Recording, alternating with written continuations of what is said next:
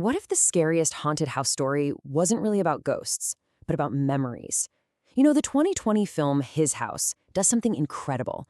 It uses all the stuff we love about horror to tell this deeply human story. It's about trauma, it's about guilt, and it's about what it's really like to be a refugee.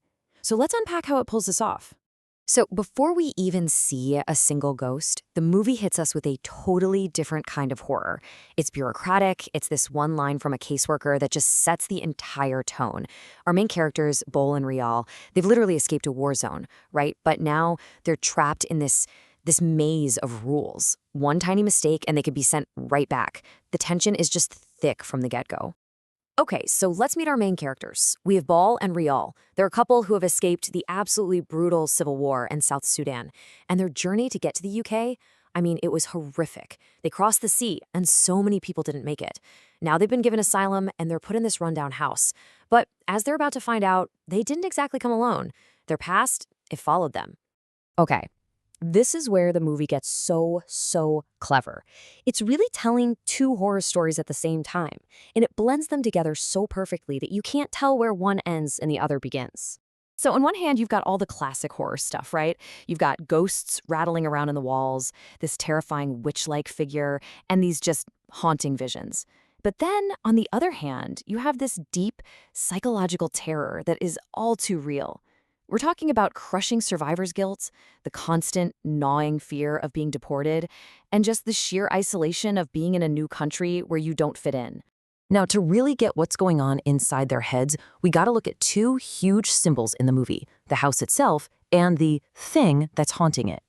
Okay, this house is way more than just a spooky backdrop. It's practically its own character. It's cramped, it's falling apart, and they're told they cannot leave. It's the perfect metaphor for their whole situation, right?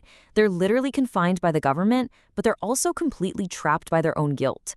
And you see it physically. The walls start peeling back, showing the very ghosts they're trying so hard to forget. And the thing that's haunting them, it's not just some random monster. Rial, she knows what it is. She calls it an Apeth, a night witch from their own culture's stories. And this is the key. An Apeth isn't just some evil spirit. It's more like a spirit of justice. It hunts down thieves to make them repay a debt, which, of course, makes you wonder, what did they steal?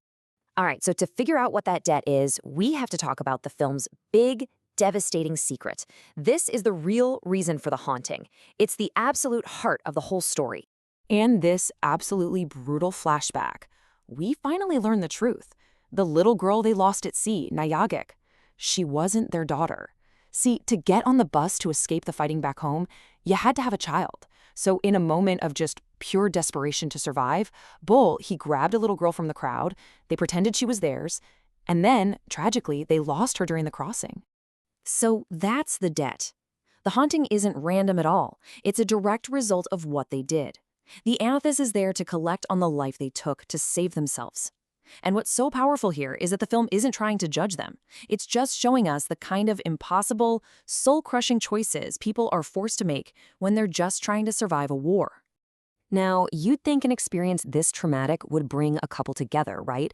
But it's the opposite. This shared guilt actually drives a huge wedge right between them. They both have completely different ways of trying to deal with it all. It's such a powerful conflict. On one side, you have Bol. He's desperate to just assimilate. He starts eating with a knife and fork, he sings English football songs, he's literally hacking at the walls of the house trying to destroy the past. He thinks if he can just become one of the good ones, he can outrun his ghosts. But Rial, she does the complete opposite. She holds on tighter to her culture, to her language, because she understands you can't run from this. You have to face it. So this all builds to a final confrontation. But it's not your typical horror movie ending where they just kill the monster and everything's fine. No, this climax is about two people finally turning to face an unbearable truth together. At the end, the Apeth offers Bol a deal, his life, and he'll get Nygak back. But he refuses. Him and Rial, they choose each other. And while they do fight back against the witch, the most important part is what comes next. They don't run. They stay in that house. They start to fix it up, choosing to live with the ghosts of their past. They accept that Nygak will always be with them. Survival, for them, isn't about forgetting. It's about learning to live with the ghosts you've made. And that's really what His House leaves us with. It's a film about the refugee experience, for sure, but its message is something we can all connect with. It asks us, what are the ghosts we choose to live with? It suggests that maybe true strength isn't about getting rid of our scars and our pain, but about figuring out how to carry them, how to let them become a part of who we are.